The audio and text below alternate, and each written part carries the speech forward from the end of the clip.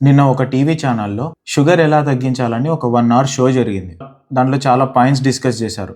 Sugar తినకూడదు, rice తినకూడదు, fruits తినకూడదు, ఎక్కువ యాక్టివిటీ చేయకుండా రెస్ట్ తీసుకోవాలి. ఇలా చాలా పాయింట్స్ గురించి డిస్కస్ చేశారు. నేను లిటరల్లీ ఆ షో మొత్తం చూసి వెయిట్ చేస్తున్నా. ఒక్కసారైనా వీళ్ళు ఎక్సర్సైజ్ గురించి మాట్లాడతారేమో అని. No, they didn't.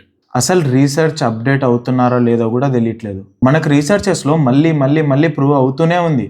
ఎక్సర్సైజ్ వల్ల ఇన్సులిన్ సెన్సిటివిటీ ఇంప్రూవ్ అవుతుందని, మసిల్ లాస్ అవ్వకుండా హెల్ప్ అవుతుందని, హార్ట్ హెల్త్ ఇంప్రూవ్ అవుతుందని, ఇవన్నీ మల్టిపుల్ రీసెర్చెస్లో ప్రూవ్ అవుతూనే ఉన్నాయి. అన్ని లిమిట్లో తింటూ రెగ్యులర్గా ఎక్సర్సైజ్ చేస్తూ 60 years దాటిన వాళ్ళు కూడా డయాబెటీస్ రివర్స్ చేసుకున్నారు. రైస్ మానేసి, ఫ్రూట్స్ మానేసి, వెజిటేబుల్ జ్యూసెస్ తాగుతూ, ఆ గ్లూకోజ్ మానిటర్స్ మీద డిపెండ్ అయ్యి, వీటన్నిటి వల్ల మీకు షుగర్ లెవెల్స్ పెరగకుండా ఉంటుందేమో కానీ దాని నుండి మీరు పర్మనెంట్గా బయటపడలేరు. దాంతో పాటు మీకు ఏజ్ పెరిగే కొద్దీ ఒకదాని మీద ఒకటి కొత్త డిసీజెస్ యాడ్ అవుతూనే ఉంటాయి. తొందరగా మసిల్ లాస్ అవ్వడం, వీక్ అయిపోవడం, చిన్న పనులు కూడా చేసుకోలేకుండా అయిపోతారు. సో మీరు ఫోకస్ చేయాల్సింది రెగ్యులర్గా ఎక్సర్సైజ్ చేయడం, తగినంత ప్రోటీన్ తినడం, లిమిట్లో తింటూ వీలైనంత యాక్టివ్గా ఉండడం. I hope this helps.